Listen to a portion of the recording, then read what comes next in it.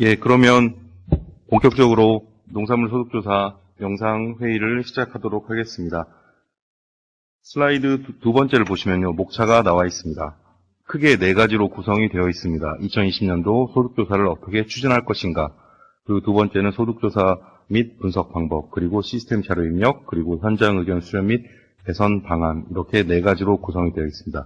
그럼 다음 슬라이드를 보시면 일단 네 가지를 하기 전에 전년도 농산물 소득조사 실집행 내역을 잠깐 보시도록 하겠습니다.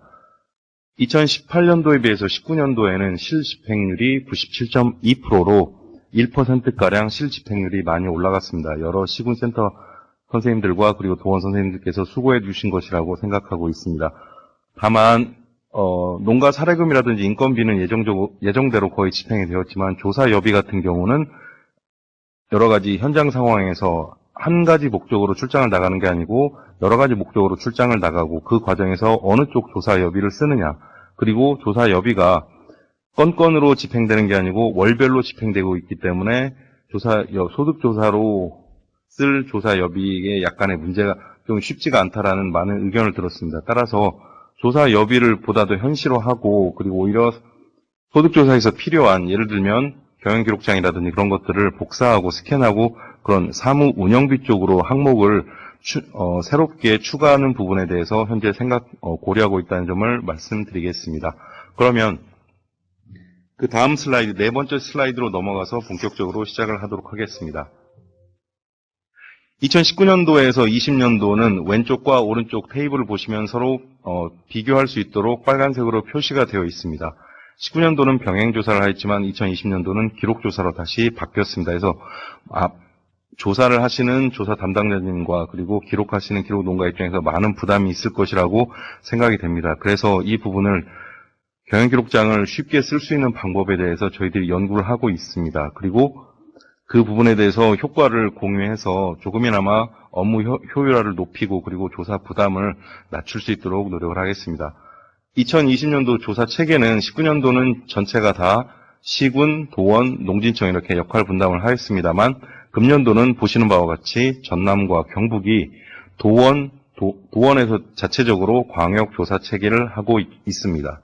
그리고 조사 장목을 보신다면 총 조사 장목은 119장목 5,300농가로 거의 대동소이하지만 아래 보시는 바와 같이 자두가 미승인에서 승인 장목으로 변경됨에 따라 총 승인 조사 장목은 49장목에서 쉬운 작물로 늘어났음을 현재 변경 사항으로 보여드리고 있습니다.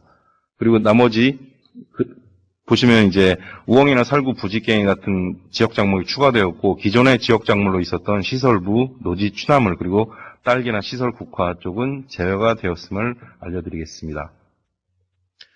자, 그래서 현재 저희들이 크게 소득조사를 하는 함에 있어서 두 가지 큰 문제점들이 지속적으로 제기가 되고 있습니다. 첫 번째는 자료의 신뢰성, 그리고 두 번째는 자료의 활용도입니다. 특히 신뢰성 같은 경우는 농업인께서 직접 기록을 하시는 것에 있어서 힘이 들다, 그리고 기록을 왜 하여야 하느냐에 대한 동기가 부족하다는 것, 그리고 조사 담당자님들께서는 잦은 이동과 그리고 여러 업무, 지도라든지 보조사업을 같이 추진하시면서 기존의 소득조사 업무까지도 실제 예를 본다면 제주도라든지 부여군이라든지 그다음에 창원 여러 시군 특정 시군에서는 상당히 많은 조사 장목과 농가 수를 갖고 있습니다. 따라서 이로 인한 업무 과중의 문제를 어떻게 해결할지에 대해서 농업인에게는 비금전적인 유인책을 도모하고 있고 조사 도구를 아까 말씀드린 바와 같이 개선할 수 있는 방법, 그래서 조사를 조금이나마 쉽게 할 수 있고 비금전적 유인을 통해서 조금이나마 기록을 회피하지 않고 기록을 하는데 요인을 제공할 수 있는 방안을 현재 강구하고 있습니다. 그리고 담당자님께서는 들을 위해서는 지금과 같은 영상 교육이라든지 때로는 코로나 사태가 진정이 된다면 농촌 인적 자원개발 센터를 활용하여서 그쪽에서 집체 교육을 통해서 이론과 현장 실습을 병행하는 교육을 통해서 전문화를 끌어올리는 방법을 현재 강구하고 있습니다. 그리고 두 번째 문제점으로 제기되고 있는 활용도입니다. 소득 자료가 여러 가지로 활용이 되고 있다라고 과장님께서 말씀을 하십니다. 실제로도 많이 활용이 되고 있지만 실제 지표라든지 성과, 건수 그런 것들에 대해서 보다 더 객관적인 지표를 어떻게 개발할 것이냐에 대해서 그 부분에 대해서 저희들이 현재 연구를 하고 있고, 그 다음에 자료 접근성 강화. 지금까지는 코시스 국가통계 포털 시스템에 저희들이 한글 파일로 재작년까지는 올렸습니다만, 작년부터는 엑셀 파일 형식으로 올리고 있습니다. 그래서 금년에는 2012년도부터 19년까지 모든 자료를 엑셀로 만들고, 그 다음에 기존에 있던 그 자료집 한글 파일은 온라인 간행물실을 따로 만들어서 그쪽에서 서비스를 할 수 있도록 조금이나마 자료를 이용하시는데 편의성을 강화하도록 노력하고 있습니다. 그 다음 보시는 조사 체계와 그리고 그 다음 페이지 슬라이드에 있는 업무 체계는 소득조사가 어떤 형식으로 체계가 돼 있고 월별로는 일정이 어떻게 돼 있는가를 되어 있습니다. 그래서 6페이지와 7페이지는 한번 소득조사를 처음 맡으신 담당자분께서 한번 쭉 훑어보시면 매달 달에 어떤 일정으로 무슨 일을 한다는 것을 대략적으로 파악을 하실 수가 있겠습니다. 자, 그 다음 슬라이드입니다. 이제 소득조사를 어떻게 할 것이냐. 기본적으로 경영기록장, 종이 경영기록장도 있지만 충북이나 충남 아니면 경북같이 앱을 이용해서 자체 양식을 통해서도 조사를 할 수 있도록 하였습니다. 그걸 통해서 어떤 내용을 조사하느냐. 총수입과 생산량, 투입량, 그리고 비용, 그리고 작업 단계별 노동 시간 등을 조사를 하게 되어 있습니다. 조사 장목과 농가 수는 119장목 5,300농가, 그리고 승인과 미승인 통계 장목은 아래 보시는 바와 같습니다. 그렇다면 이 연역이 소득조사는 1977년부터 오늘에까지 이르렀습니다. 그와 같이 쭉 그 가운데서 중요했던 사항들을 슬라이드 9번에 정리를 했기 때문에 업무를 처음 맡으신 분은 소득조사에 대한 연역을 한번 보실 때 이 슬라이드를 참고하시면 될 것 같습니다. 그 다음 소득조사 목적은 무엇이냐. 아까 과장님께서 말씀하시다시피 결국은 농가 소득 증대를 위한 연구 지도의 기초 자료를 생산하는 것이 바로 소득조사의 목적이 되겠습니다. 그 외에 다양한 활용 현황은 그 밑에 있는 테이블을 보시면 되겠습니다. 11페이지입니다. 위에 있는 왼쪽 윗부분에 보면 P7이라고 써 있습니다. 이 부분은 저희가 현재 농산물 소득조사 분석 방법 책자를 이번에 수정을 하여서 조사표와 함께 다음 주 내에 배부를 하려고 합니다. 그래서 이 페이지 7은 이 슬라이드가 해당된 내용의 소득 분석 방법 책자의 페이지이기 때문에 이 슬라이드 내용이 조금 이해가 안 가시거나 헛갈리는 부분이 있으면 이 표시되어 있는 페이지를 한번 참고를 하시면 될 것 같습니다. 그럼 소득조사 대상 범위는 무엇이냐? 우리는 표준 농가를 조사를 하는 것입니다. 즉 따라서 부업으로 하거나 주말에만 하거나 영세 농가는 조사 대상에서 당연히 제외가 됩니다. 또한 정상 수확이 불가능한 경우 여러 가지 이유가 있겠죠. 피해라든지 도시개발. 이와 같은 경우에는 피해 면적을 제외한 나머지를 조사하는 것이 대안이고 피해가 50% 이상일 경우에는 결국은 다른 인근 유사 농가로 대체를 하는 것을 원칙으로 하고 있습니다. 조사 대상 기간은 기본적으로 1기작입니다만 단연생 작물의 경우 4년, 인삼 같은 경우 4년, 6년, 도라지 작약은 각각 2년, 3년씩 대부분 1년이지만 예외적으로 단연생 작물은 조사 기간이 4년, 2년, 3년, 4년, 6년의 경우도 있을 수가 있습니다. 그렇다면 조사 대상 규모는 어떻게 할 것이냐? 일단 기본적으로 조사 작물을 재배하고 있는 모든 자가 소유 토지든지 임차 토지든지 자가 임차를 모두 다 같이 조사를 합니다. 그리고 실제 노지의 조사 면적은 실제 두렁 안으로 즉 일항과 고랑을 포함한 재배 면적을 하겠고요. 그 다음에 시설 원해 같은 경우는 파이프 내부, 파이프를 기준으로 해서 그 하우스 안에 있는 것을 실재배 면적으로 합니다. 따라서 작업장이나 창고 같은 부대시설은 제외를 하는 것이 조사 대상 면적은 맞습니다. 그러나 한 가지 유의하실 점은 바로 밑에 써있는 토지 자본 용역비나 토지 임차료는 부대 면적까지도 포함을 해서 기입을 하게 됩니다. 즉 하우스하고 그 인근 시설까지도 다 빌려서 그만큼의 실제 금액을 지불을 했기 때문에 토지 임차료라든지 토지 자본 용역비는 부대 면적까지도 포함을 해서 기입하는 것을 원칙으로 하고 있습니다. 밑에 보시면 조사 규모 선정과 그리고 조사 기간 및 자료 입력 기간을 참고하시면 되겠습니다. 그 다음 이제 가장 중요한 것 중에 하나가 농가 수치 가격입니다. 이 수치 가격이 한 번에 수확을 해서 한 번에 팔아버릴 경우에는 간단하게 떨어지지만 시설 장목이나 과수같이 여러 차례 출하와 수확을 하고 출하를 반복하는 경우에는 결국은 각각의 모든 그 수확량을 결국 각각의 모든 판매액에서 출하 비용을 뺀 주산물 평가액으로 나눠준 것이 빨간색, 즉 농가 수치 가격은 주산물 평가액을 주산물 수량으로 나눈 것을 농가 수치 가격으로 하겠습니다. 그렇다면 실제 미출하나 저장, 자가소비 농산물은 어떻게 처리할 것이냐라는 문제점이 있습니다. 이와 같은 경우는 작물별 농가 수치 가격 조사 시기가 성출하기를 기준으로 해서 이용하게 되어 있습니다. 따라서 미출하, 저장, 자가소비 농산물 같은 경우는 해당 수량에다가 해당 작물의 농가 수치 가격 조사 시기, 주로 성출하기입니다. 성출하기 때에 농가 수치 가격을 가지고서 미출하나 저장, 자가소비를 하시면 되겠습니다. 여기에 대한 이해는, 계산 이해는 그 뒤에 슬라이드에서 보다 더 자세히 설명드리도록 하겠습니다. 그 다음 구입가격입니다. 구입가격은 보통 비료 같은 경우는 비료 가격만 기입하는 경우가 있습니다만 원칙은 비료 가격 플러스 구입 부대 비용, 즉 비료를 사가지고 그 실제 비료를 시비하는 그 구역까지 운반할 때 들어가는 비용까지도 원래는 들어가게 돼 있습니다만 들어가게 있는 게 원칙입니다. 원칙을 말씀드리는 겁니다. 그리고 실제 보면은 무상으로 얻었던지 아니면 전년도에 쓰고 남았다든지 이 경우는 전년도에 쓰고 남았기 때문에 금년도는 비용을 지불하지 않았다고 생각해서 이것은 무상이나 쓰고 남은 것들은 기입하지 않는 경우가 있습니다. 하지만 이 소득조사의 기본 모든 원칙 중에 하나는 바로 사용 시점, 투입 시점의 가격을 평가하게 되어 있습니다. 따라서 무상으로 받았다 하더라도 혹은 전년도에 쓰는 것이 남아있다 하더라도 금년도에 해당 작물을 재배하기 위해서 남은 농약을 남은 농약을 썼다, 남은 비료를 썼다, 남은 종자를 썼다, 그리고 작년에 샀던 홈이나 괭이 같은 소농구 작년에 샀던 기타 재료비에 비닐, 끈, 포장박스 작년에 샀다 하더라도 조사 시점에서 그 조사 작물을 투입이 됐다면 당연히 이것은 포함이 되어야 합니다. 이 부분이 포함되지 않을 경우에는 상당한 비용 누락이 생기게 됩니다.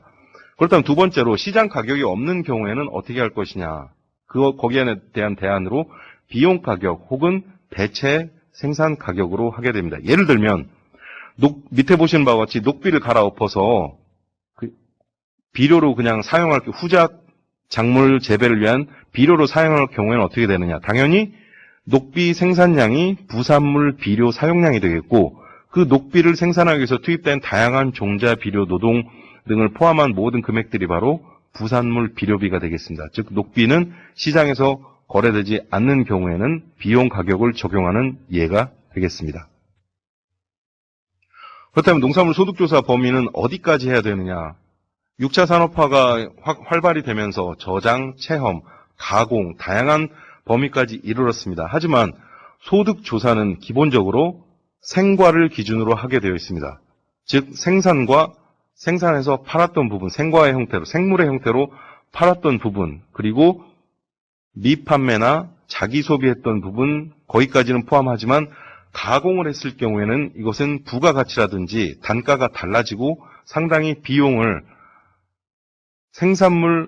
생산 농산물 소득조사의 기본 취지와는 다르기 때문에 가공 부분은 저희들이 빼는 것을 원칙으로 하고 있습니다. 그렇다면 저희들이 많이 쓰는 용어 중에 헛갈리는 경우가 있습니다. 용어 정의를 보시면 수입과 지출이 있고 수입과 비용이 있습니다. 위에 있는 수입과 지출은 현금의 흐름입니다. 즉 작물을 재배해서 그걸 팔아서 돈을 벌어서 실제 현금이 들어오면 그게 수입이 되고 그 수입을 얻기 위해서 종자라든지 농약, 비료를 사서 돈이 나갈 경우엔 지출이라고 합니다. 하지만 저희들이 하고 있는 소득조사는 수입과 지출이 아니고 수익과 비용입니다.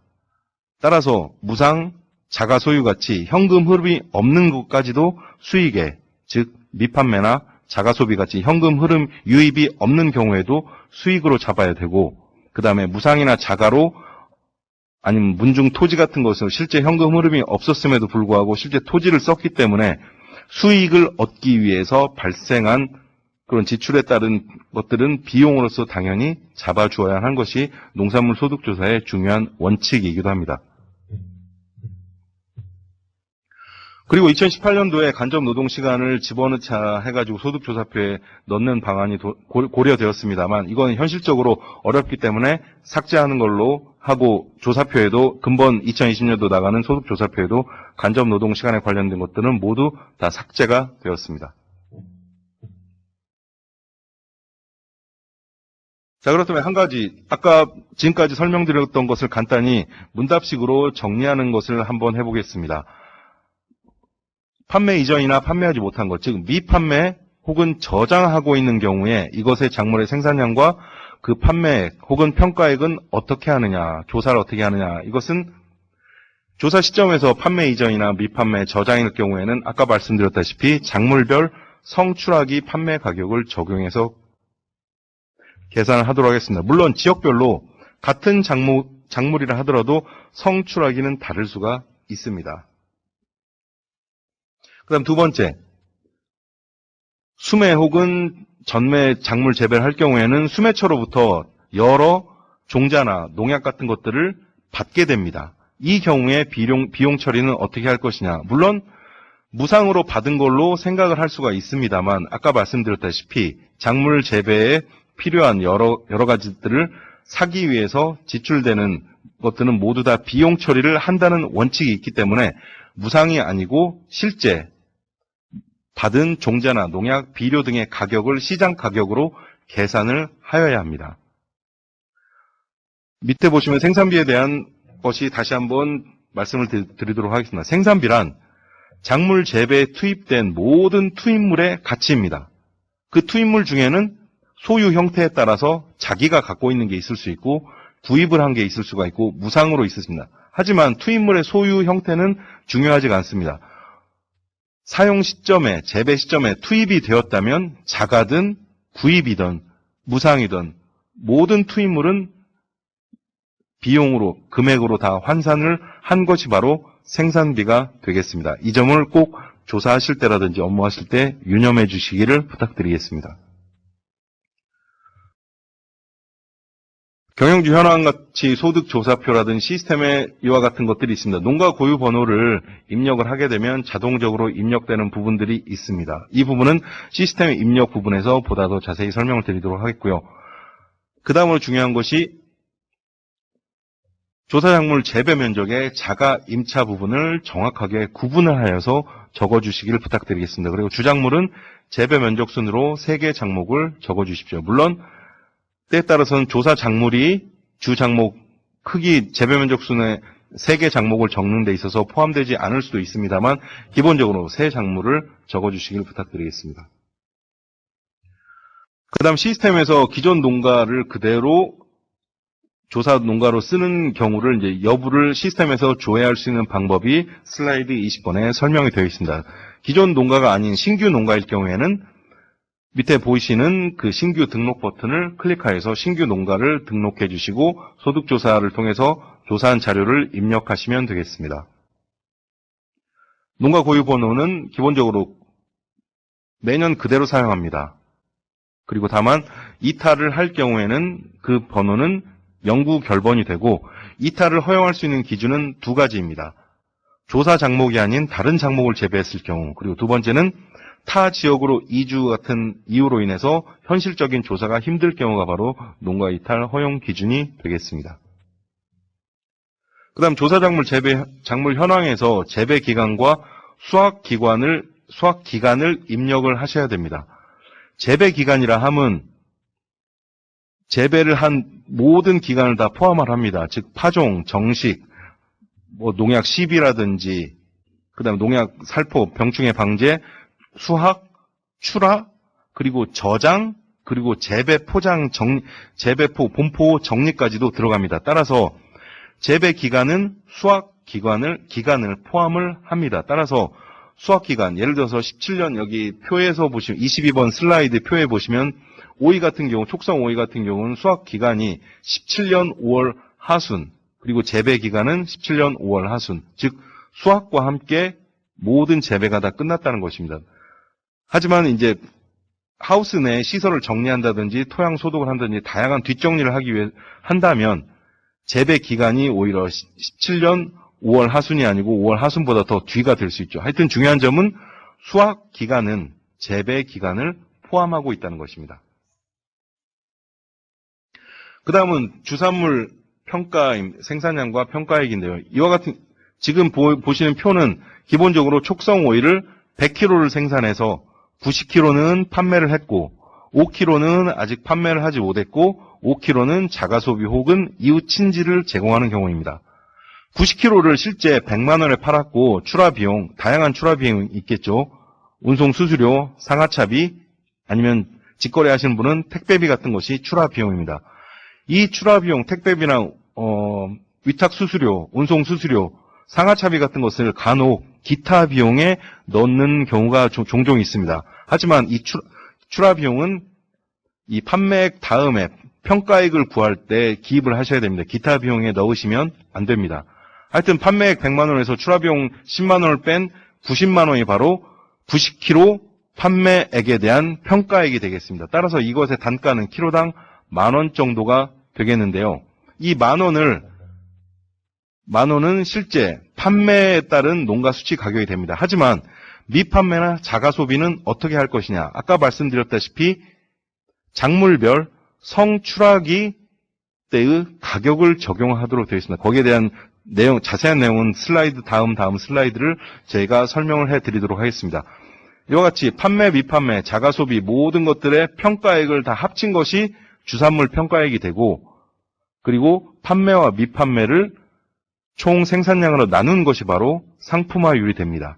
농가수치 단가는 아까 설명드렸다시피 주산물 평가액에서 생산량을 나눈 것이 되겠습니다. 따라서 99만 원을 평가액으로 계산을 하였고 생산량은 100kg이기 때문에 최종 농가수치 단가는 9,000kg당 9,900원이 됩니다. 여기에 대한 자세한 식은 바로 그 다음 슬라이드를 참고하도록 하겠습니다. 아까 설명드렸다시피 100kg를 생산해서 90kg를 판매하고 90kg를 100만 원에 판매하고 추라비는 10만 원, 주산물 평가액은 90만 원으로 나와서 실제 판매에 따른 농가수치 단가는 키로당 10,000원으로 나옵니다. 거기에 따른 시기별 표가 1월, 2월, 3월에 있습니다. 각각 판매 10kg, 50kg, 30kg, 90kg를 하였고 판매액과 추라비용 평가액들이 나와 있습니다. 하지만 여기에는 90kg는 판매했지만 5kg와 5kg는 미판매 그리고 자가소비를 했습니다. 이것은 어떻게 하느냐. 결국 작물별 성추락이 가격입니다. 자, 다음 슬라이드를 보시면 작물별 성추락이 오이 촉성의 경우 성추락이가 기본적으로 2월 상순에서 3월 중순이 됩니다. 따라서 잠시 앞에 슬라이드를 보시면요. 1월은 성추락이가 아니기 때문에 1월에 판매했던 판매량과 평가액은 제외하고 2월과 3월에 해당되는 평가액 45만 원과 27만 원 합치면 72만 원이 되겠죠. 그리고 판매 해당되는 성추락이 판매량은 80kg입니다. 즉 72만 원을 80kg로 다음 슬라이드요. 즉 72만 원을 80kg로 나눴을 때 각각의 수치 단가를 해서 합쳐보면 9,000원, 키로당 9,000원입니다. 즉 미판매 저장이나 자가소비의 농가 수치 단가는 성추락이 가격을 이용해서 계산하면 다음과 같이 키로당 9,000원이 나옵니다. 그럼 23번 슬라이드요. 앞에 슬라이드를 보시면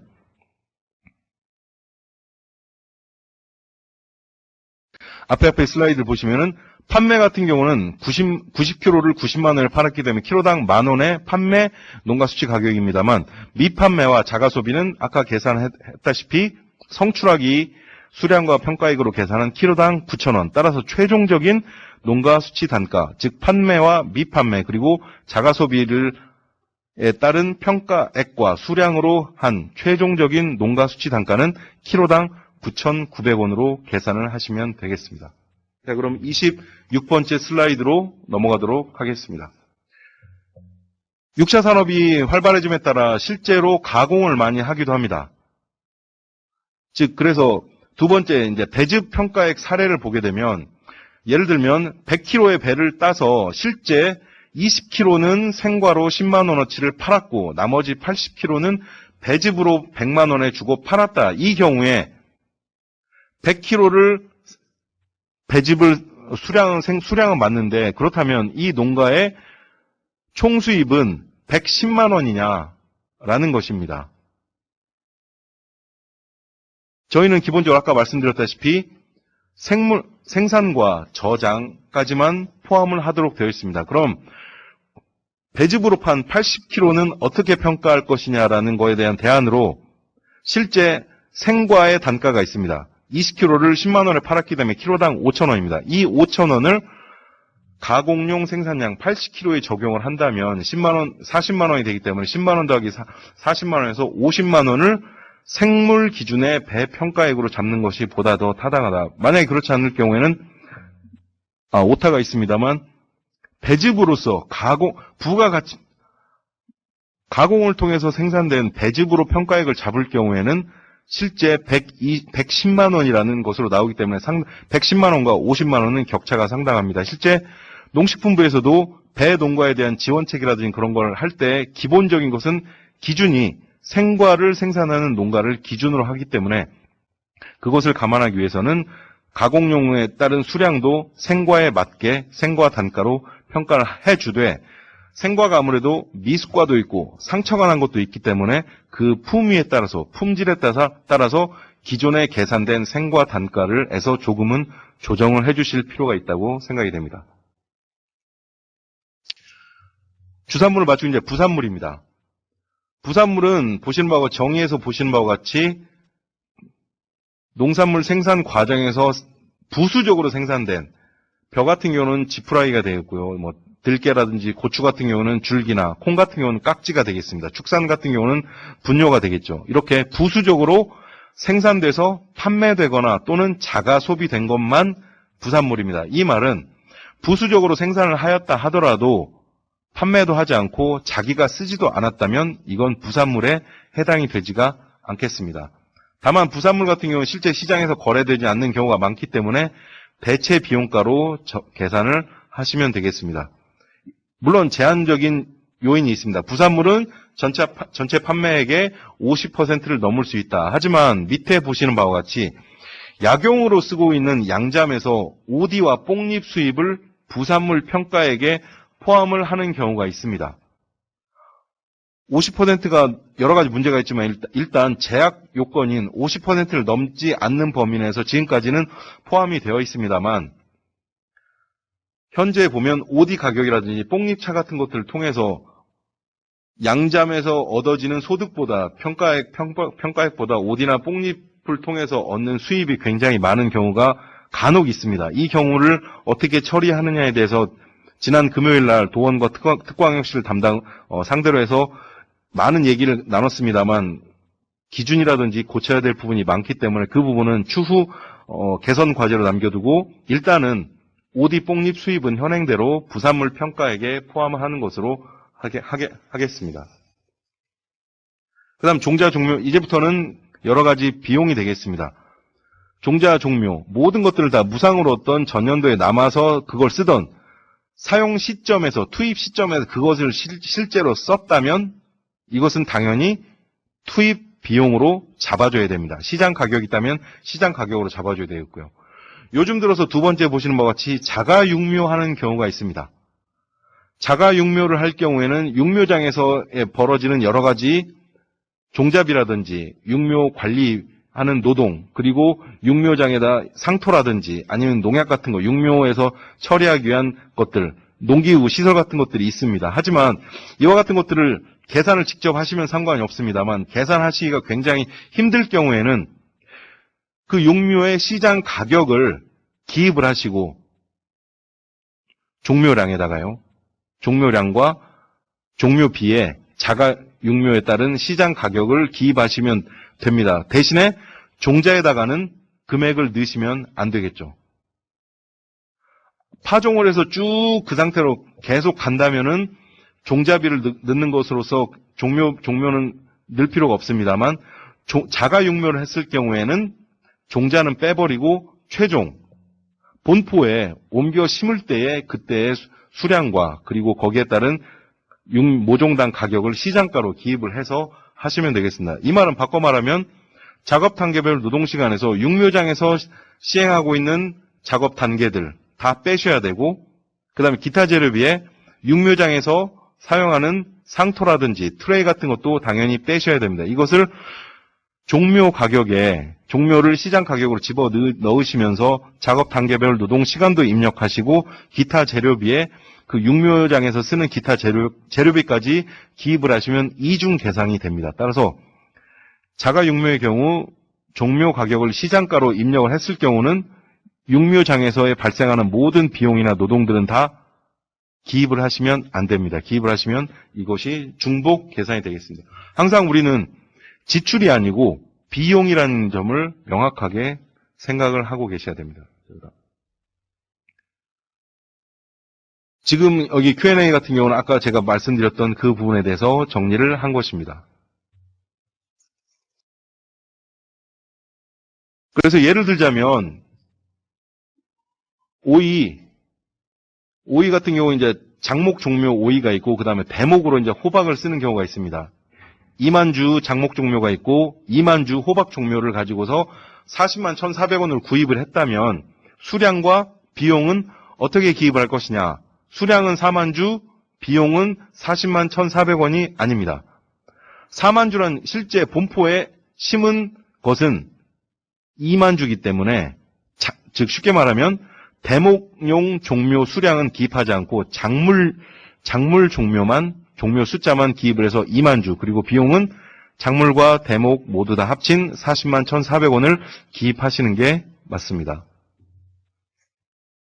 그렇다면 1년생이 아닌 다년간 종묘를 하는 경우는 어떻게 할 것이냐? 이와 같은 경우는 다년간이기 때문에 각 대식물별로 내용 연수가 있습니다. 따라서 총 그때 당시에 사용 당시에 발생했던 종묘비에다가 내용 연수를 나눠서 합니다. 따라서 보시는 바와 같이 장미 종묘비는 1,056만 원이고 내용 연수는 장미가 5년으로 남아서 212만 2천 원입니다. 즉 조사 연도에는 211만 2천 원을 넣으셔야 되고 그 후에 내용 연수에 따라서 5년 동안은 계속해서 212만 2천 원을 계속 넣어주셔야 되는 겁니다. 그 다음 부산물 비료입니다. 이 부산물 비료에는 뭐 퇴비라든지 유박, 생집, 액비, 환경 비료 같은 것들이 다양한 것인데 기본적으로 이것은 수량이 킬로그램입니다. 그리고 해당되는 비용들, 물론 비료를 구입한 비용에다가 구입 부대 비용까지도 적는 것이 원칙입니다만 대부분은 다 비료 푸대당 가격을 적는 경우가 상당히 많이 있습니다. 하지만 이거 원칙 구입 부대 비용이 그렇게 크지도 않고 여러 가지가 종합적으로 비료 살 때 농약이나 여러 가지 다양한 농기구도 구입하는 경우가 많기 때문에 이걸 구입 부대 비용을 세분류하기가 없기 때문에 할 수가 쉽지가 않기 때문에 원칙은 구입 비용은 지불 가격과 구입 부대 비용을 적는 것이 원칙이지만 현실적인 이유로 인해서 이것은 구입 비용까지는 굳이 적지 않으셔도 되겠습니다. Q&A를 보시면 가축분 퇴비를 자가 생산하여 투입하거나 무상 투입한 경우 또는 농협이나 공공기관 보조로 받았을 경우 어떻게 비용을 산정할 것이냐. 이 말은 아까 말씀드렸다시피 우리는 비용입니다. 투입 시점, 사용 시점에 해당 그 투입물의 가치입니다. 소유 형태, 자기가 갖고 있던 거, 무상으로 받았던 거, 보조로 받았던 거, 소유 형태는 중요하지 않습니다. 사용 시점에서, 투입 시점에서 투입물이 있다면 그 투입물은 소유 여부에 상관없이 그 가치를 평가를 합니다. 즉 시장 가격, 비용 가격, 가격이 있다면 시장 가격으로, 없으면 비용 가격으로 적용하는 것이 아까 녹비를 부산물 수량과 부산물 비용을 어떻게 잡아줬는지를 앞에 슬라이드에서 설명을 해드렸기 때문에 그 부분을 다시 참고하시면 될 것 같습니다. 그 다음 보통 비료비도 마찬가지로 그대로 부산물 비료와 참고하시면 되겠고요. 유기질 비료와 무기질 비료 그리고 보통 비료, 부산물 비료가 동시에 병행 표기가 되고 있습니다. 이건 진흥청 비료 관련된 고시에서 유기질과 무기질의 이름을 각각 부산물 비료와 보통 비료로 바꾸기로 했습니다. 실제로 보면 유기질과 무기질 비료를 섞어서 쓰는, 혼합해서 쓰는 경우가 있기 때문에 이것을 엄격하게 무기질이다, 유기질이다 구분하기 힘든 경우가 있습니다. 따라서 거기에 대한 상황에 대한 보완으로 부산물과 보통 비료로 용어를 바꾸는 현재 과정에 있기 때문에 현장 혼선을 막기 위해서 지금까지는 계속 앞으로 당분간은 계속 병행 표기를 할 예정입니다. 이 점을 염두에 두셨으면 합니다. 그 다음 농약비는 보시는 바와 같이 예전에는 사용량을 했었는데요. 이 실제 농약도 입제냐 분제냐 같은 살충제라 하더라도 입제, 분제, 수화제 같은 것들이 다 다르기 때문에 그 용량이라든지 그 단위 기준이 다르기 때문에 여러 가지 힘든 점이 많아서 살포 횟수로 바꿨고 거기에 따른 비용을 적게 되어 있습니다. 다만 간혹 양액이라든지 아니면은 기타 농약이라고 구분할 수 없는 것들을 농약비에 집어넣는 항목에 기입하는 경우가 있기 때문에 이 점은 조금은 조심하셔야 될 것입니다. 농약은 엄격한 의미에서 병해충 예방 및 방제 목적으로 쓰는 것입니다. 따라서 용도별로 본다면 살충제, 살균제부터 착색제까지 해당되는 부분만 농약비에 포함을 시키도록 해야겠습니다. 그 다음 수도 광열비입니다. 여기서는 몇 가지 강조해서 드리고 싶은 말씀이 있습니다. 기계를 쓰거나 시설을 돌릴 경우, 저온 저장고를 돌릴 경우 당연히 전기를 쓰고 기름을 쓰게 됩니다.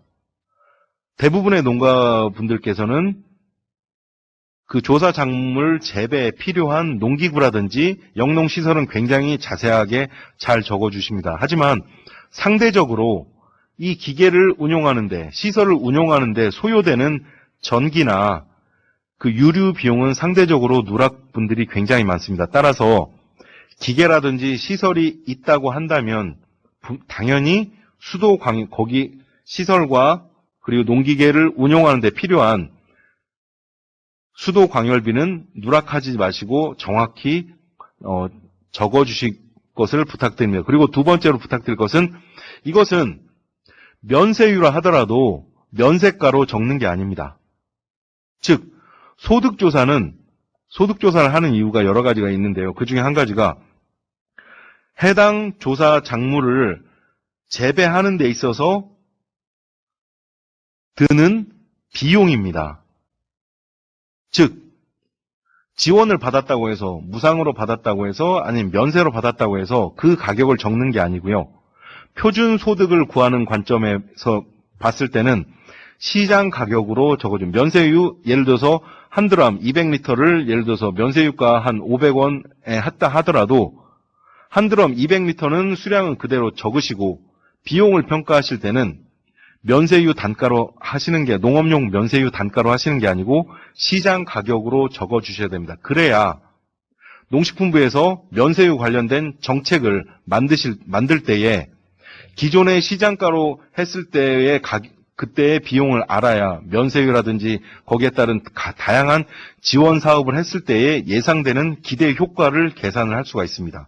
따라서 모든 것들은 다 표준, 기준 시장 가격으로 기입을 하셔야 다양한 정책을 입안하고 활용하는 데 있어서의 기준 자료로 쓸 수 있다는 점을 명심해 주시기를 부탁드리겠습니다. 그 다음은 기타 재료비입니다. 이 작물별로 상당히 다양하고 많은 기타 재료비들이 있습니다. 하지만 대부분 잘 기록을 해주시는데요. 일부에서 보면 거의 포장용 상자, 저장용 상자, 아니면 PP 마대 정도만 적어주시는 경우가 많습니다. 하지만 잘 아시는 바와 같이 시설 재배 같은 경우는 하우스 안으로 들어가면 어마어마한 시설들, 기타 재료비에 누락된 항목들이 굉장히 많이 있습니다. 이 부분들을 저희가 장목별로 기타 재료비가 공통적으로 어떤 것이 있는지를 저희가 보조 자료로 만들어가지고 이것도 배부를 해서 소득 자료 조사를 실제 현장에서 하실 때 해당 작물을 재배함에 있어 기타 재료비 부분이 누락되는 점이 없도록 저희들이 하겠습니다. 예를 들자면 할죽이라든지 포트, 수정용, 그러니까 예전에는 할죽이나 포트, 터널 재배 방식으로 했을 때 할죽 같은 걸 많이 썼는데 요즘은 강선이나 트레이 같은 것으로 많이 바뀌었고 또 시설 재배 같은 경우는 당연히 수정을 해야 되기 때문에 수정용 벌통이라든지 아니면 인공 화분 같은 것들이 굉장히 많이 필요합니다. 그리고 실제 단가들이 상당합니다. 따라서 이 부분들은 저희가 조사표에 아예 기입을 해가지고 현행화를 통해서 이 부분에 해당되는 누락이 없도록 저희가 업데이트를 하도록 하겠습니다. 금년도 자료까지는 저희가 반영을 못하고요. 내년도 자료부터 그렇게 할 계획임을 말씀드리겠습니다. 그 다음 감가상각비입니다.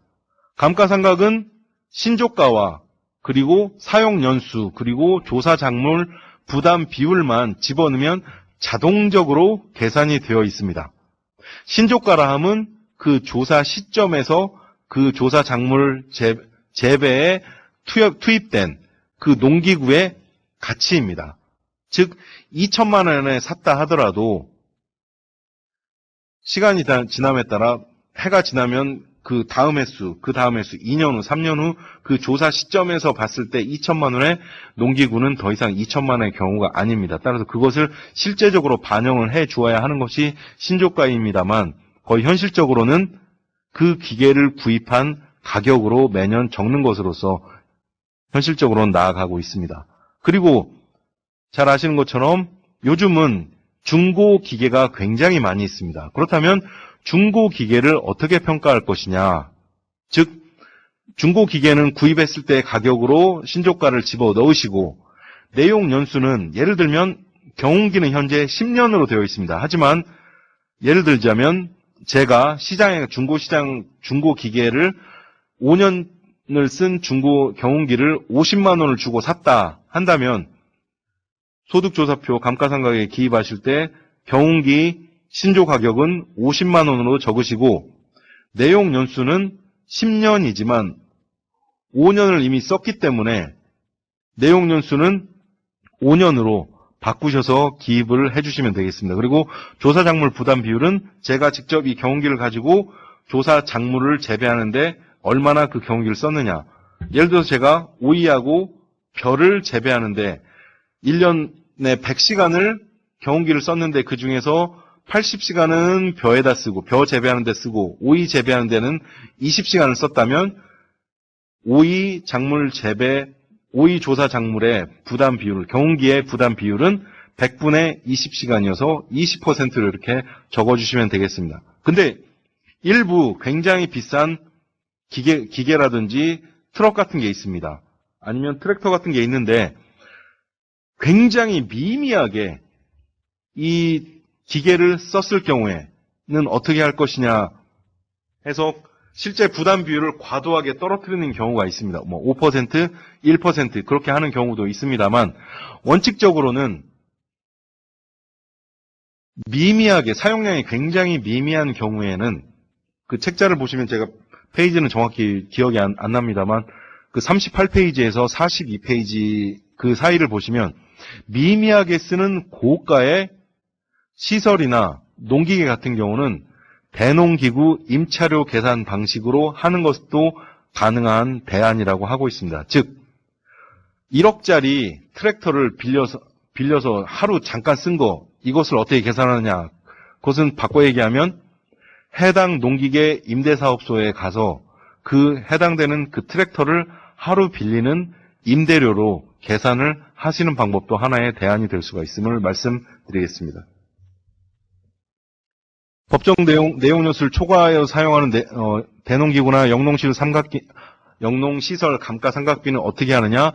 이것은 내용 연수는 굳이 수정하실 필요가 없습니다. 중고 농기계가 아닌 이상은 내용 연수를 사용 연수가 초과했다 하더라도 예를 들어서 지금 보시는 바와 같이 내용 연수가 10년인 난방기 600만 원짜리 난방기를 12년 썼을 경우에 내용 연수는 디폴트로 10년이 들어가 있습니다. 그리고 사용 연수를 입력하실 때 사용 연수를 그대로 12로 입력하시면 됩니다. 굳이 내용 연수까지 일부러 가셔서 10을 12로 바꾸실 필요 없습니다.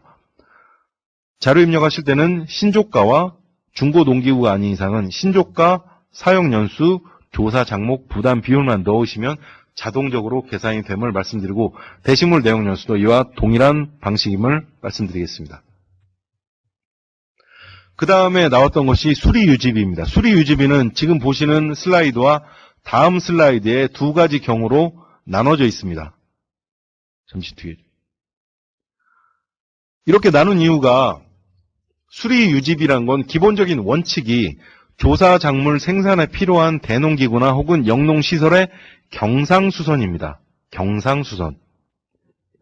보통의 일반적인 일상적인 수선과 유지에 소요된 비용만 수리유지비로 잡습니다. 즉 윤활유를 교환한다든지 소모성 부품이나 너트나 볼트 같은 것들은 당연히 수리유지비에 들어갑니다. 하지만 문제는 1회의 수리유지비가 신조가에 10만 원을 초과하는 경우 이것은 수리유지비로 볼 것이냐.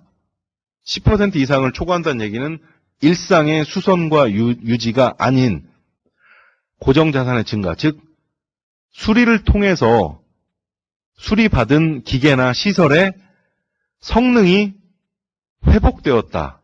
즉 고정자산의 가치가 증가되었다고 보기 때문에 이것을 감가상각비로 기존에 있는 것들은 원칙이라는 것만 아시고 저희들은 계산 방식은 그 뒷부분을 한번 적용해 보는 걸로 하겠습니다. 그 대안으로 경운기 내용연수가 10년, 사용연수가 8년, 그리고 신조가가 200만 원짜리이고 조사장목 부담 비율이 100%인 경운기의 수리비가 예를 들어서 40만 원이 나왔다. 그렇다면 이건 40만 원은 신조가의 20%를 넘게 됩니다. 즉 따라서 이때 40만 원은 수리유지비에 기입을 하시면 안 됩니다. 이건 10%를 초과하기 때문에 일상적인 수리유지가 아닙니다. 따라서 이것은 어떻게 처리하느냐? 기존의 감가상각비로 잡아서 계산을 해주게 되겠습니다. 신조가 200만 원에 수리비 40만 원 해서 240만 원을 내용연수 10년으로 나누고 조사장목 부담비율 100%를 곱해서 감가상각비를 연간 감가상각비를 24만 원으로 잡아주시는 게 맞습니다. 하는 게 보다 더 쉬운 방법이 될 겁니다. 금액은 지금 슬라이드와 앞에 슬라이드를 비교해 보시면 총 금액은 똑같습니다. 제가 말씀드린 총 금액이라는 것은 생산비 관점에서의 총 금액입니다. 기존대로 한다면 연간 감가상각비는 20만 원이 됩니다. 그리고 수리 후 사용연수가 줄어들기 때문에, 즉 성능이 개선되고 기계가 시설이 젊어졌기 때문에 사용연수 감소로 인해서 부분 현재가가 증가되고 부분 현재가의 증가는 고정자본 용역비의 증가입니다. 그래서 밑에 테이블에 그 계산 과정이 써 있습니다. 그래서 수리 후 사용연수의 고정자본 용역비는 4만 원이 됩니다. 그래서 기존의 감가상각비 20만 원 더하기 4만 원, 고정자본 용역비 4만 원 하면 생산비 관점에서, 총 생산비 관점에서 본다면 24만 원으로 반영이 됩니다. 그 뒤 슬라이드 보시면 감가상각비하고 고정자본 용역비를 따로 계산하지 않고 합쳐서 계산을 한 감가상각비 역시 24만 원으로 총 생산비 관점에서 본다면 24만 원, 24만 원으로 동일하게 나오기 때문에 복잡하게 앞에 슬라이드 식으로 계산하는 것보다는 쉬운 방법으로 10% 이상의 수리유지비는 수리유지비에 넣지 않고 감가상각비, 해당 그 기계의 감가상각비를 계산할 때에 그때 집어넣어서 감가상각비에 준해서 계산하는 방식이 보다 더 편한 방식, 보다 더 간단한 방식이라고 생각이 돼서 이 방식으로 해보는 게 훨씬 더 나을 보다 더 편리하다라고 생각이 됩니다. 그 다음 기타 비용입니다. 기타 비용은 정해 보시다시피 투입비용 조사 시 어느 비목에도 계상되지 않는 비용입니다. 그런데 이 기타 비용에 상토라든지 아니면 출하 비용, 운송 수수료, 택배비 막 그런 것들이 있는데요. 이런 것들은 해당 항목에 적어주시고 기타 비용으로 들어가는 것은 크게 4가지 경우입니다. 즉 어떤 해당 장목을 연구하는 모임에 회의를 갔을 때 협의회비, 아니면 해당 장목의 재해보험이라든지 작물 피해보험 같은 걸 들었을 때 보험료라든지, 그 다음에 해당 장목반 회비라든지, 아니면 해당 그 장목을 재배하는 재배 기술서라든지 여러 가지 시방서 같은 것을 전문 서적 같은 거 크게 4가지 경우만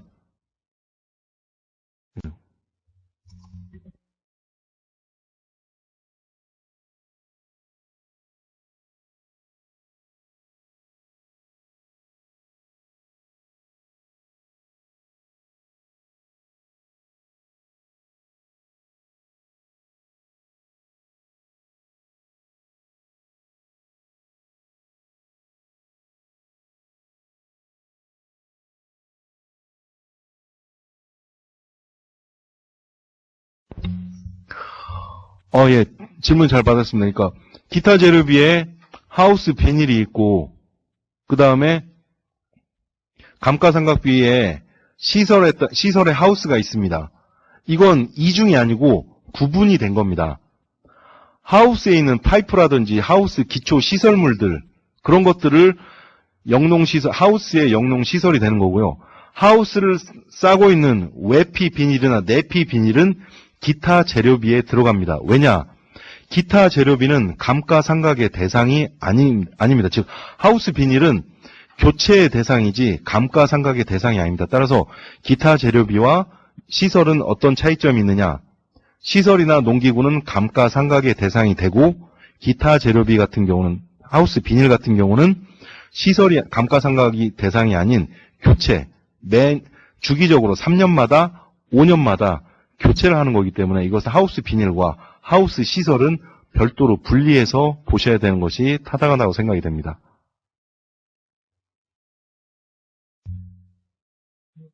그 다음에 이제 조사작목 부담 비율 같은 경우는 농기계나 시설 같은 경우는 조사작물 재배에 사용한 시간의 비율로 하기로 되어 있는데요. 기타 비용에서 같은 경우는 시간으로 하는 것이 아니고 총수입, 재배작물 총수입 중에서 조사작물의 총수입 비율로 하시면 되겠습니다.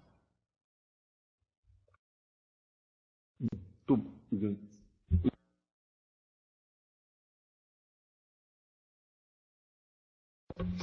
예, 제가 질문 시간을 꼭 갖도록 하겠습니다. 그때 마이크도 켤 수 있도록 하시고 해서 같이 의견을 교환하도록 하겠습니다. 지금은 일단 원칙적인 부분 그리고 원칙적인 부분에 대해서 쭉 설명을 드리고 넘어가도록 하겠습니다. 이해 부탁드리겠습니다. 그리고 토지 비용입니다. 임차 토지일 경우에는 문제가 없습니다. 대부분 실제 현금 지출이 발생하기 때문에 그것을 비용으로 환원을 하기가 쉽습니다. 하지만 자가 토지 비용일 경우에 지가나 공시지가를 기입하는 경우가 상당히 많이 있습니다. 하지만 이건 1년 동안 그 작물을 재배하기 위해서 내 땅이든 남의 땅이든 결국은 그 땅이 필요한 겁니다. 따라서 자기 땅에다 하더라도 이것은 현금 지출은 발생하지 않지만 비용은 발생을 하게 되는 겁니다. 즉 여기 보시는 바와 같이 오이 재배하기 위해서 400제곱미터 자기 땅, 400제곱미터는 임차 땅이라 함은 결국은 소유를 구별하지 않는다면 전액 임차를 한다면 800제곱미터가 필요하다는 얘기입니다. 즉 800제곱미터를 빌리기 위해서는 800제곱미터에 해당되는 금액을 지주에게 지불을 해야 되기 때문에 비용이 발생을 하게 됩니다. 따라서 자가라 하더라도 당연히 해당되는 인근, 유사 토지의 면적을 갖고 있는 것에 주변 임차료를 그대로 적용하시면 됩니다. 즉 임차와 자가를 동시에 할 경우에는 자가 토지 비용도 임차 토지 비용 단가를 그대로 맞춰서 집어넣으시면 되겠습니다. 그리고 조사작목 부담 비율, 전작, 후작, 전후작이 없을 경우에는 100%로 그대로 입력하시면 되지만 오이 촉성과 오이 억제를 각각 전후작으로 재배를 할 경우에는 이것도 토지 비용을 나눠줘야 됩니다. 이 나눠주는 기준이 바로 총수입이 됩니다. 즉 오이 촉성과 오이 억제를 재배해서 벌어들인 그 땅에서 벌어들인 총수입을 해당 조사작목 오이 촉성 같은 경우는 2,104만 원이 되겠죠. 2,104만 원을 결국 총 비용, 총 수입인 3,604만 원으로 나눈 58.4%가 바로 토지 비용에 대한 조사 작물 부담 비율이 되겠습니다. 하여튼 중요한 점은 자가 토지 비용에는 절대로 지가를 넣는 것이 아니고 인근 유사 토지에 임차료를 기입하시면 되겠습니다. 이건 아까 말씀드렸던 거기 때문에 넘어가도록 하겠습니다. 그 다음에 위탁입니다. 실제 많은 부분에서 위탁이 발생하고 있습니다. 하지만 헛갈릴 수 있는 부분이 있어서 제가 빨간색으로 표시를 하였습니다. 농작업 기계 위탁 영농비입니다. 위탁 영농이라 함은 농작업 기계입니다. 즉 일부 작업을 기계와 사람이 같이 와서 대행을 해주는 겁니다. 그렇다면 밑에 보시는 전문 수학단도 위탁이냐? 이건 위탁이 아닙니다. 왜냐? 인력 위주로 되어 있는 수학기를, 고구마나 감자 수학기를 가져와서 어떤 사람에게 그 수학 작업을 다 맡긴다면 이건 당연히 농작업 기계 위탁 영농비에 포함이 됩니다. 하지만 단순하게 사람만 고용을 해서 전문 수학단이라 하더라도 사람이 와가지고 사람이 직접 소농구 홈이라든지 그런 것들을 이용해서 수학 작업을 하는 전문 수학단일 경우에는 이것은 위탁 영농비가 아니고 고용노동비의 계상을 하셔야 됩니다. 그래서 밑에 보시면 위탁과 고용이 어떻게 다른지를 단위, 그리고 경영주 통제, 그리고 제한사항에 대해서 제한사항 3가지 항목별로 위탁과 고용을 구분하는 방법을, 기준을 제시를 했기 때문에 이 기준대로 위탁이냐 고용이냐를 구분하셔서 맞는 항목에 기입을 하시면 되겠습니다. 그리고 고용 노임 같은 경우 과수 부분에서 굉장히 사실 문제가 많이 있다는 것은 인정을 합니다.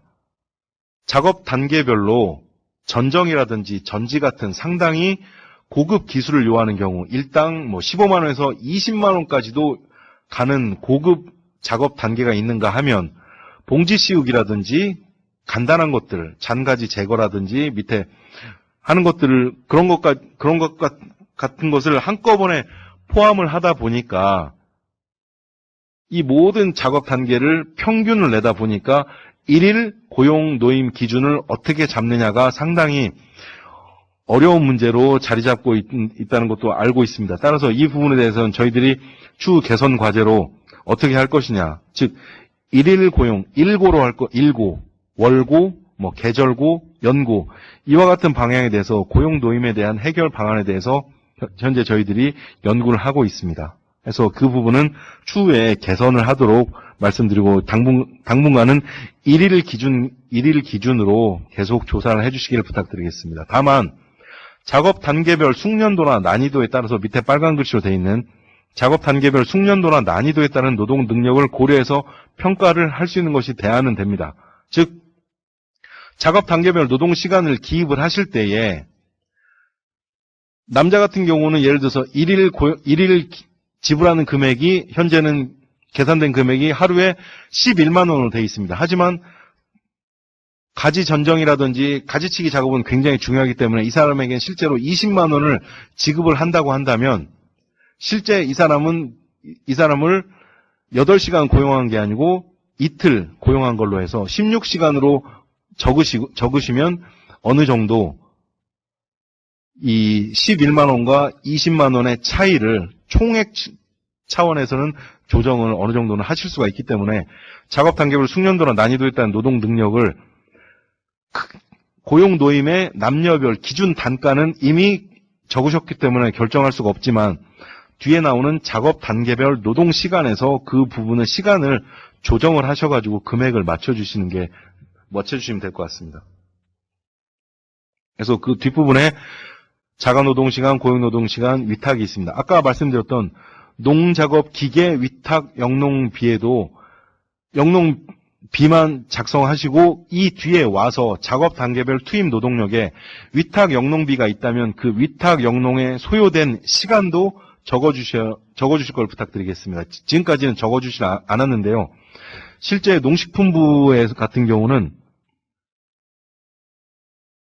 자가노동과 고용노동 간의 대체관계, 그리고 노동과 기계의 대체관계, 그리고 자가 소유하고 있는 기계나 시설과 위탁 혹은 임차한 기계와 시설 간의 대체관계에 대해서 상당히 관심이 많고 그 부분에 대해서 정책을 준비하고 있습니다. 따라서 자가노동시간, 고용노동시간 못지않게 위탁 노동시간도 가급적이면 정확히 기입을 해주시는 게 그 정책을 입안하고 거기에 대한 기대 효과라든지 그런 것들을 할 때 근거 자료로 쓰일 수가 있기 때문에 위탁 시간도 가급적이면 꼭 적어주실 것을, 위탁 영농비가 없다면 상관이 없지만 위탁 영농을 실제로 해서 비용이 발생했다면 이 작업 단계별 투입 노동력 이 테이블에다가 표에다가도 위탁 시간을 꼭 적어주시기를 부탁드리겠습니다. 이 뒷부분은 어차피 자동적으로 계산되는 부분이기 때문에 자동적으로 계산되는 대한 식을 이해를 돕기 위해서 적어봤습니다. 그래서 이번 슬라이드는 이 식을 쭉 한번 보시고 넘어가도록 하고요. 그 다음에 유동자본 용역비와 고정자본 용역비도 마찬가지로 자동 계산이 됩니다. 하지만 유동자본은 말 그대로 경영비에서 대농기구와 영농시설 감가상각비를 뺀 겁니다. 즉 경영비는 회계상에 현금 지출이 발생한 겁니다. 경영비는. 그 중에서 유일하게 감가상각비는 기계의 마모나 시설 마모로 현금의 지출이 발생된 게 아니기 때문에 현금이 지출이 발생한 모든 경영비에서 대농기구 상각비와 영농시설 상각비를 뺀 이 유동자본의 용역비, 즉 장목을 재배하는 데 있어서 이 돈을 쓰질 않고 은행에 맡겼을 경우 벌어들일 수 있는 이자 수입에 대한 기회비용의 관점으로 생각해 주시면 되겠습니다. 고정자본 용역비도 마찬가지로 이 기계를 사지 않고 장목을 재배 안 해서 이 기계나 시설을 굳이 안 샀을 경우에 받을 수 있는 이자 수입, 기회비용의 관점으로 보시면 되겠습니다. 그 다음 과원조성비입니다. 가장 어려운 부분이기도 하고 현재 참고로 저희들이 2018년도부터 약간 오타가 있는데요. 2018, 2019, 2020년도에 이르기까지 주요 장목들의 과원조성비를 저희들이 연구과제로 하고 있고 금년도에 마치게 됩니다. 따라서 그 마치게 된 자료를 기준으로 해서 각 장목별 과원조성비 자료를 저희들이 제공을 해드리도록 하겠습니다. 하지만 그래도 금년도까지는 이 과원조성비를 조사를 해주셔야 되겠습니다. 즉 과원조성비는 과수원을 조성하면서 성목수령이라 함은 특정 연도가 있습니다. 과원을 만들어서 1년, 2년, 3년, 4년 쭉 하시다 보면 어느 특정 연도가 되면 수입이 비용, 생산비보다 크게 되는, 즉 순수익이 발생하는 시점이 있습니다. 그 순수익까지 발생되는 그 시점까지는 당연히 순수익이 없는 손실이기 때문에 계속 마이너스가 있죠. 그 마이너스를 다 모은 것이 바로 과원조성비가 되겠습니다. 그 과원조성비를 조사과수의 내용연수로 해서 나눈 것이 바로 연간 과원조성비입니다. 다만 이것은 현재가를 각 투입비와 총수입을 현재가로 바꾼 것을 조사과수의 내용연수로 나눈 것이 바로 과원조성비입니다. 이 부분은 하여튼 금년까지는 계산을 해주시고 내년부터는 연구과제 결과물에 따라서 저희들이 조사를 안 하셔도 쓰실 수 있게끔 저희들이 제공을 하도록 하겠습니다. 그래서 밑에 보시면 그 과원조성비를 계산한 사례가 예를 들자면 비료비를 가지고서 한 것이 있습니다. 그래서 비료비의 투입 비용과 그리고 구입 가격 지수를 이용해서 계산을 하시면 되겠습니다.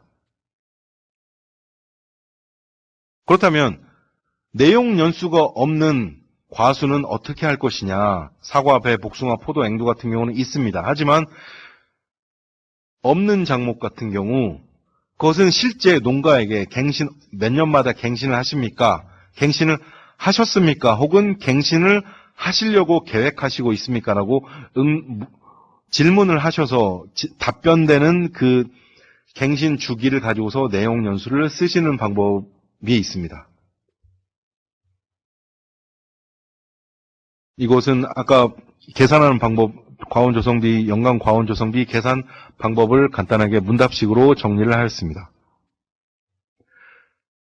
그 다음에 마찬가지로 단연생 작물들도 마찬가지로 과원조성비와 비슷하게 해당되는 비용들을 구입가격 지수에 맞춰서 현재 가치화하여서 계산을 해주게 됩니다.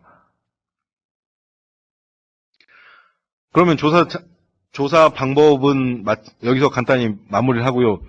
시스템에 자료 입력하는 방법에 대해서 아무래도 신규로 업무를 맡으신 분이 계시기 때문에 시스템을 어떻게 사용하시느냐에 되겠습니다. 일단은 아이디와 패스워드를 전임자로부터 받으시고 아니면 저희 쪽으로 전화를 주십시오. 해서 아미스 시스템 자료에 접근해서 작업을 하실 수 있도록 저희들이 도와드리도록 하겠습니다. 일단 조사표를 입력하는 방법은 순서가 1, 2, 3번으로 되어 있습니다. 해서 입력하는 작물군이 있습니다. 일반 작물부터 느타리 버섯, 새송이 버섯까지 8개 정도가 있고요. 작물군을 선택하시고 해당 연도, 이번과 같은 경우는 2020년도를 선택하시고 본인 담당자께서 계신 지역을 도와 시군을 선택을 하시고 그 다음에 마지막에 신규 등록 버튼을 누르시게 됩니다. 그렇게 되면 화면이 다음과 같이 바뀝니다. 그러면 가장 먼저 아까 말씀드렸던 것이 농가 고유 번호입니다. 기존에 농가가 있다면 농가 돋보기 버튼을 누르셔가지고 기존 농가를 불러오셔서 쓰시면 되고요. 기존 농가가 없을 경우에는 신규 등록 버튼을 입력하셔가지고 하시면 되는 방법이 있습니다. 그래서 농가 등록, 기존 농가를 불러오는 방법이 1단계, 2단계에 거쳐서 농가를 검색하시고 농가를 선택하신 다음에 선택 버튼을 누르시면 해당되는 농가 정보가 1번에 그대로 들어갑니다. 그러면 소득조사 담당자께서는 2번, 3번, 4번, 5번을 차례대로 입력을 해주시면 되겠습니다. 그 다음에 아까 말씀드렸던 소득조사 방법에서 판매, 그리고 미판매 저장, 그리고 자가소비를 어떻게 계산하는가를 그 방법론에 따라서 그 해당되는 칸에 그대로 입력을 하시면 됩니다. 그리고 출하 방법도 출하처에 따라서 도매시장 총 평가액 중에서 그러니까 총 판매액 중에서 도매시장으로 예를 들어서 절반이 가고 직거래로 절반 했으면 50, 50 그렇게 적어주시면 됩니다. 합계는 항상 100으로서 일치를 시켜주시면 되겠습니다. 그리고 그 밑에 부산물을 적어주시면 되겠습니다. 예를 들어 녹비 같은 경우 녹비를 부산물 비료로 했을 경우 녹비 생산량을 수량에 구분에다가 녹비 적어주시고 생산량에다가 녹비 생산량 그리고 평가액에다가는 녹비를 생산하는 데 들어간 모든 비용들을 적어주시면 되겠고요. 그 다음 아까 말씀드렸던 종자, 종묘입니다. 물론 종자도 심고 그게 종묘가 됐는데 종묘가 이제 갑자기 죽거나 병해충 때문에 보식을 해서 종묘를 사가지고 보식을 할 경우에는 종자에도 기입하시고 종묘에도 기입하시는 게 맞습니다. 하지만 그게 아닌 경우 종묘를 가지고서 하실 경우에는 종자에다가는 적으시면 안 되고 종묘에다가만 적으시면 됩니다. 마찬가지로 종자를 파종을 해가지고 쭉 키우시는 경우에는 종자에다가만 종자 수량, 종자 비용만 적으시면 되고 종묘는 기입하실 필요가 없습니다. 그 다음에 이제 부산물 비료 그대로 수량과 해당되는 금액을 적어주시면 되고요. 그 다음 장으로 넘어가게 되면 보통 비료입니다. 그래서 여러 가지 다양한 비료들이 있고요. 해당되는 게 없다면 기타에다가 넣으시면 되는데요. 예를 들어서 복합 비료 같은 경우 NPK 비율도 1번 보시면 1번에다가 복합 비료 수량과 비용 그리고 NPK 비율을 적으시면 3번 칸에 3번 보시면 자동으로 이게 반영이 됩니다. 따라서 복합 비료는 1번으로 끝나고 나머지 보통 비료 같은 경우는 해당되는 그 비료에다가 수량과 금액 킬로그램 단위로 수량을 넣으시고 총 비용 적어주시고 기타 예를 들어서 시설 재배 양액 같은 경우 양액을 해당되는 수량과 그리고 금액을 기타에다가 양액 적으시고 쭉 기입을 하시면 되겠습니다. 그 다음 과원조성비 해가지고 과원이 사실 여러 과원이 있을 수가 있습니다. 복수로 있을 수 있기 때문에 1번에다가 과수원 사과 1, 사과 2 그렇게 적으실 수 있고요. 근데 두 번째에다가 조성 재비용 그러니까 총 비용 그러니까 아까 말씀드렸다시피 성목 수령에 이르기까지 발생한 총 생산비, 현재가 생산비에서 현재가 총 수입을 뺀, 그러니까 순손실이 되겠죠. 순손실 비용을 조성재 비용에 넣으시고 내용연수, 각각 과수에 맞는 내용연수가 없다면 아까 말씀드렸다시피 조사 농가에 직접 물어보셔서 그 갱신 주기를 내용연수로 입력을 하시면 되겠습니다. 그리고 꼭 주수와 수령 그리고 재배 면적도 꼭 적어주시길 부탁드리겠습니다.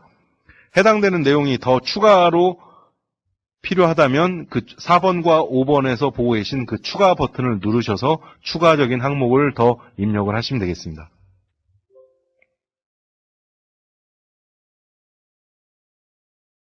그 다음은 농약 살포 횟수와 비용을 합쳐서 적어주시면 되겠고요. 그 다음에 수도 광열비.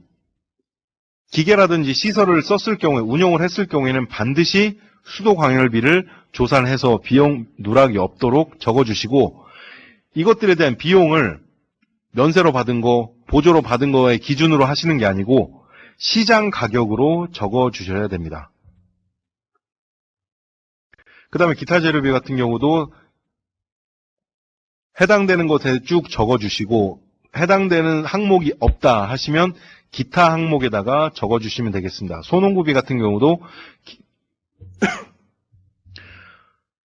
3개 이상이 있다, 거기에 나와 있는 제시된 칸수 이상으로 있다 하면 추가 버튼을 누르셔서 소농구비를 적어주시면 되겠습니다. 소농구비는 간혹 소농구비와 기타 재료, 참고로 말씀드리면 간혹 소농구비와 기타 재료비를 헛갈려 하시는 분이 있습니다. 소농구비는 말 그대로 농구입니다. 농기계입니다. 즉 사람이 힘을 가지고서 쓰는 겁니다. 사람과 손이 됐던 신체가 됐던 부착이 결합이 되어 있는 부분입니다. 따라서 우이라든지 작업복 같은 경우도 소농구비가 될 수가 있습니다. 하지만 기타 재료비 같은 경우는 사람 손으로 인력으로 끈이라든지 유인줄이라든지 핀셋, 봉지 같은 경우 사람 손으로 일단 설치를 했지만 그 설치가 된 후에는 사람의 접촉이, 물론 수학 같은 거라든지 기타 작업으로 간간히 접촉을 할 수 있겠지만 기본적으로 소농구비와 기타 재료비는 구분을 명확히 하셔서 적어주셔야 되고요. 소농구비는 감가상각의 대상이 아닙니다.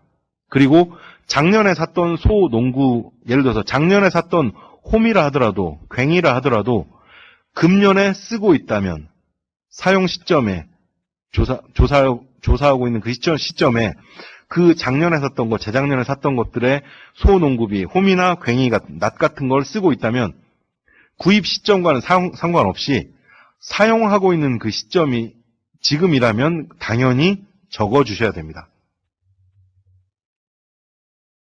그 다음은 이제 감가상각비가 있고요.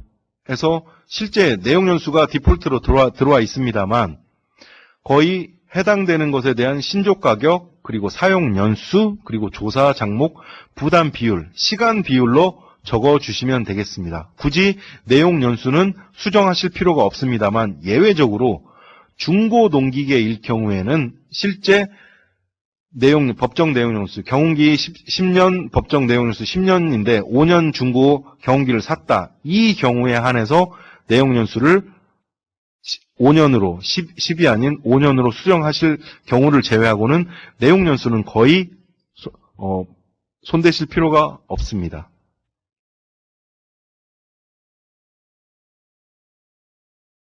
그 다음 이제 수리유지비, 경상 수리유지비입니다. 경상. 윤활유라든지 소모성 부품을 가는 것을 10% 미만의 수리유지비를 해당되는 농기구 그리고 해당되는 시설의 횟수와 비용을 적어주시면 되고요. 그 다음에 기타 비용에는 아까 말씀드렸다시피 출하비용 안 됩니다. 여러 가지 택배비 뭐 그런 거 아니고요. 들어갈 수 있는 대부분의 비용 같은 경우는 회의비, 전문 서적비, 서적 구입비, 보험료, 장목반 회비 같은 경우에 경우만 해당이 됩니다. 그리고 아까 여러 차례 말씀드렸던 토지 관련된 비용과 임차료입니다. 자가토지 비용에는 토지 지가를 적는 것이 아니고 인근 지역 유사 토지의 임차료, 1년치 임차료를 적어주는 게 맞습니다. 그리고 조사 장목 부담 비율은 전 후작, 그 빌린 땅 혹은 자기 땅에다가 조사 장목 외에 다른 작물을 앞이나 뒤에서 재배를 한다면 그 땅에서 벌어들인 총 수입 중에서 조사 장목 재배를 통해서 출하를 통해서 벌어들인 총 수입을 나눈 그 비율을 조사 장목 부담 비율로 적어주시면 되겠습니다. 그 다음에 대농기구 임차료나 영농시설 임차료 같은 경우도 해당 시설에 적어주시고요. 책자에 나와 있습니다만 많이들 깜빡하신 부분이 대농기구 임차료를 기입하실 때 대농기구를 쓰면서 아니면 영농시설 빌린 시설을 쓰시면서 소요된 전기 값이나 그 다음에 유류 비용도 이 임차료에 합쳐서 적어주시는 게 원칙입니다. 아니면 최소한 수도 광열비에라도 그 해당되는 대농기구나 영농시설의 전기나 유류비는 꼭 적어주셔야 됩니다.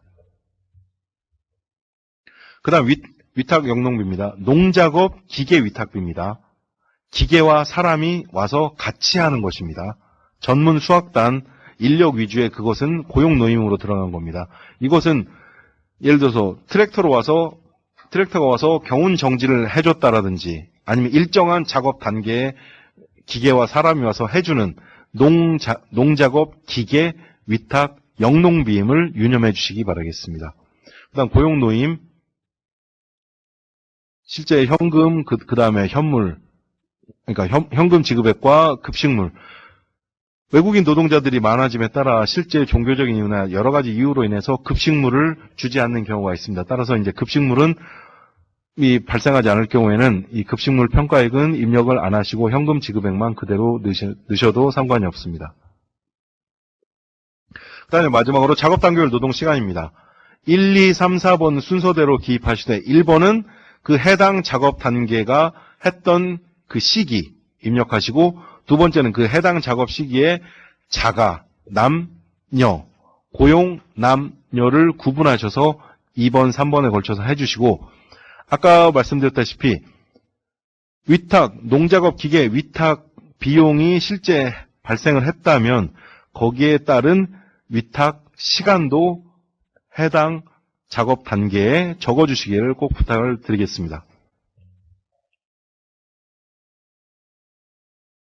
예, 그렇게 했을 경우 마지막으로 시스템에서 보여지는 겉보리 소득 분석표의 형식이 되겠습니다. 쭉 이렇게 조사할 방법에 의해서 조사를 하시고 시스템 입력 방법에 의해서 하신다면 맨 마지막 8단계 버튼을 누르시고 그 다음에 저장까지 누르시고 7단계에서 끝나시는 게 아니고 작업 단계별 잠깐 앞으로 슬라이드로 갈까요?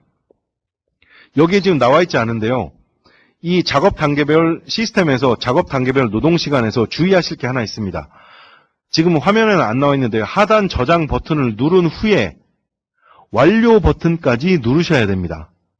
완료 버튼까지 누르시지 않으면 이게 모든 입력 작업이 끝나지가 않습니다. 그러니까 일단 해당 자료 입력을 저장하는 저장 버튼 누르시고 그 다음에 완료 버튼까지 꼭 누르셔서 모든 자료 입력 단계를 끝까지 맞춰주시기를 부탁드리겠습니다.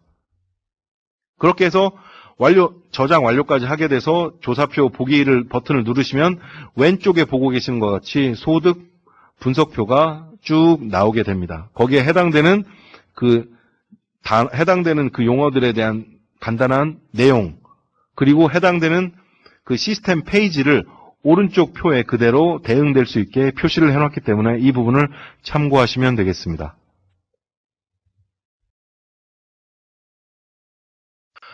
예, 그러면 지금까지 간단하게 소득조사 분석 방법 그리고 시스템 입력 방법에 대해서 말씀을